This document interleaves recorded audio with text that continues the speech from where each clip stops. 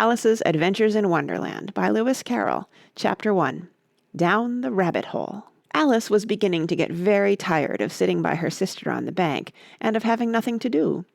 Once or twice she had peeped into the book her sister was reading, but it had no pictures or conversations in it. And what is the use of a book, thought Alice, without pictures or conversations? So she was considering in her own mind, as well as she could, for the hot day made her feel very sleepy and stupid, whether the pleasure of making a daisy chain would be worth the trouble of getting up and picking the daisies, when suddenly a white rabbit with pink eyes ran close by her. There was nothing so very remarkable in that, nor did Alice think it so very much out of the way to hear the rabbit say to itself, oh dear, I shall be late." When she thought it over afterwards, it occurred to her that she ought to have wondered at this, but at the time it all seemed quite natural. But when the rabbit actually took a watch out of its waistcoat pocket and looked at it, and then hurried on, Alice started to her feet, for it flashed across her mind that she had never before seen a rabbit with either a waistcoat pocket or a watch to take out of it, and, burning with curiosity, she ran across the field after it, and fortunately was just in time to see it pop down a large rabbit-hole under the hedge. In another moment down went Alice after it, never once considering how in the world she was to get out again. The rabbit-hole went straight on like a tunnel for some way, and then dipped suddenly down, so suddenly that Alice had not a moment to think about stopping herself before she found herself falling down a very deep well. Either the well was very deep, or she fell very slowly, for she had plenty of time as she went down to look about her, and to wonder what was going to happen next. First she tried to look down and make out what she was coming to, but it was too dark to see anything. Then she looked at the sides of the well and noticed that they were filled with cupboards and bookshelves. Here and there she saw maps and pictures hung upon pegs. She took down a jar from one of the shelves as she passed. It was labelled Orange Marmalade, but to her great disappointment it was empty.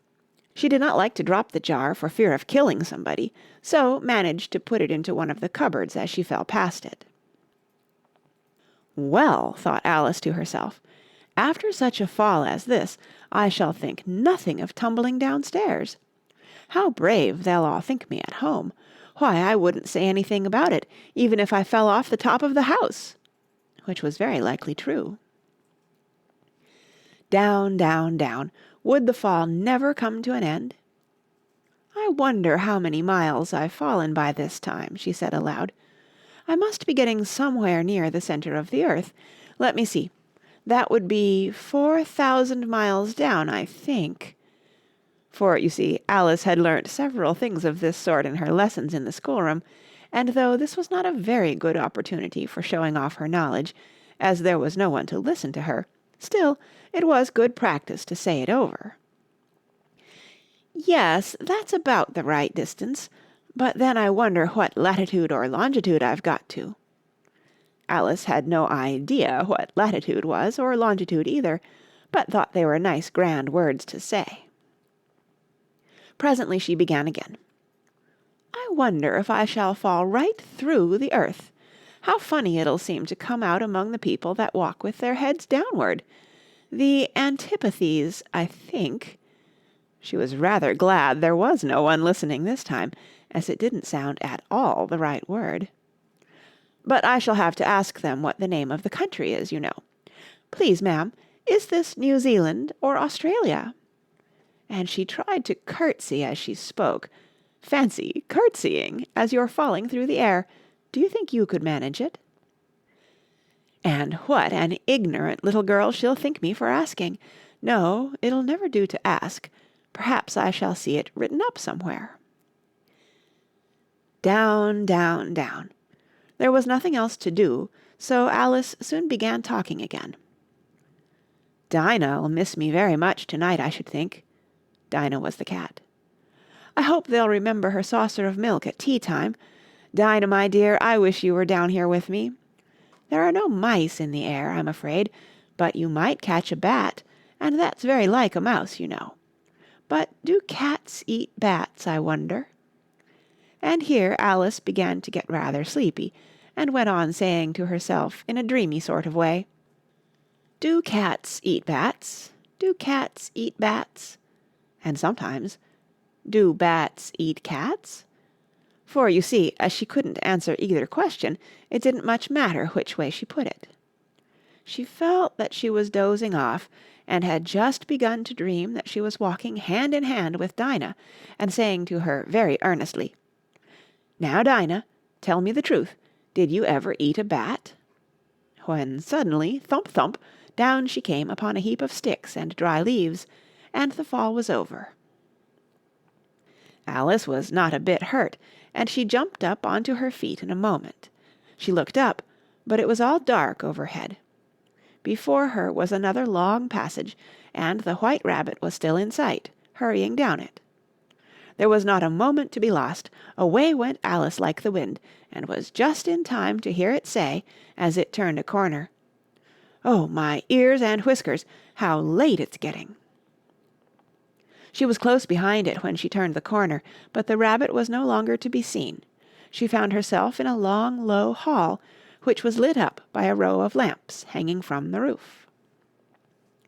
There were doors all round the hall, but they were all locked, and when Alice had been all the way down one side and up the other, trying every door, she walked sadly down the middle, wondering how she was ever to get out again.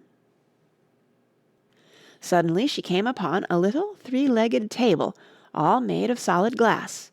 There was nothing on it except a tiny golden key, and Alice's first thought was that it might belong to one of the doors of the hall.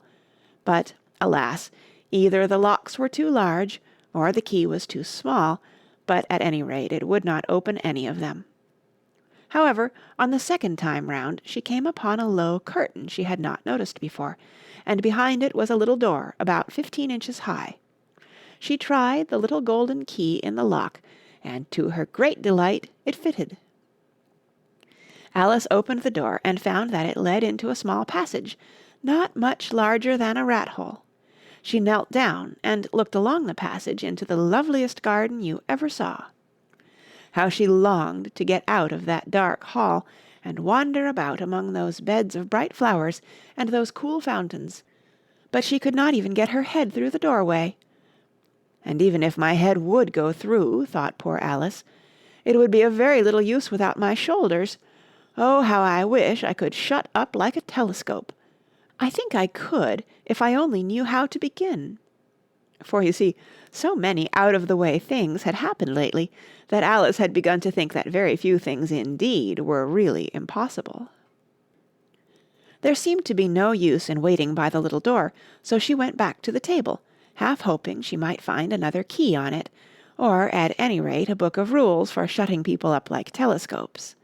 This time she found a little bottle on it. "Which certainly was not here before," said Alice.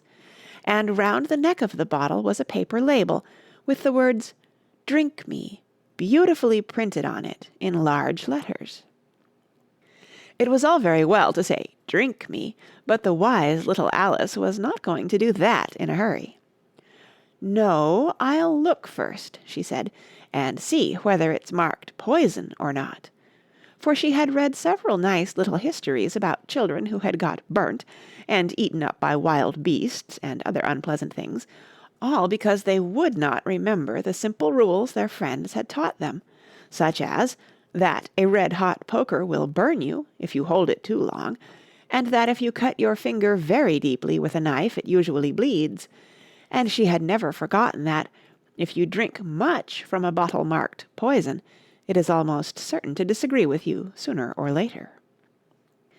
However, this bottle was not marked poison, so Alice ventured to taste it, and finding it very nice, it had, in fact, a sort of mixed flavour of cherry tart, custard, pineapple, roast turkey, toffee, and hot buttered toast, she very soon finished it off. "What a curious feeling," said Alice. "I must be shutting up like a telescope." And so it was indeed. She was now only 10 inches high, and her face brightened up at the thought that she was now the right size for going through the little door into that lovely garden. First, however, she waited for a few minutes to see if she was going to shrink any further. She felt a little nervous about this. "For it might end, you know," said Alice to herself, "in my going out altogether, like a candle. I wonder what I should be like then." And she tried to fancy what the flame of a candle is like after the candle is blown out, for she could not remember ever having seen such a thing. After a while, finding that nothing more happened, she decided on going into the garden at once. But, alas for poor Alice! When she got to the door, she found she had forgotten the little golden key, and when she went back to the table for it, she found she could not possibly reach it. She could see it quite plainly through the glass, and she tried her best to climb up one of the legs of the table, but it was too slippery. And when she had tired herself out with trying, the poor little thing sat down and cried. "Come, there's no use in crying like that," said Alice to herself, rather sharply. "I advise you to leave off this minute." She generally gave herself very good advice, though she very seldom followed it, and sometimes she scolded herself so severely as to bring tears into her eyes, and once she remembered trying to box her own ears for having cheated herself in a game of croquet she was playing against herself, for this curious child was very fond of pretending to be two people. "But it's no use now," thought poor Alice, "to pretend to be two people. Why, there's hardly enough of me left to make one respectable person." Soon her eye fell on a little glass box that was lying under the table. She opened it, and found in it a very small cake, on which the words, "Eat me," were beautifully marked in currants. "Well, I'll eat it," said Alice, "and if it makes me grow larger, I can reach the key, and if it makes me grow smaller, I can creep under the door, so either way I'll get into the garden, and I don't care which happens." She ate a little bit, and said anxiously to herself, "Which way? Which way?" holding her hand on the top of her head to feel which way it was growing, and she was quite surprised to find that she remained the same size. To be sure, this generally happens when one eats cake, but Alice had got so much into the way of expecting nothing but out-of-the-way things to happen, that it seemed quite dull and stupid for life to go on in the common way. So she set to work, and very soon finished off the cake.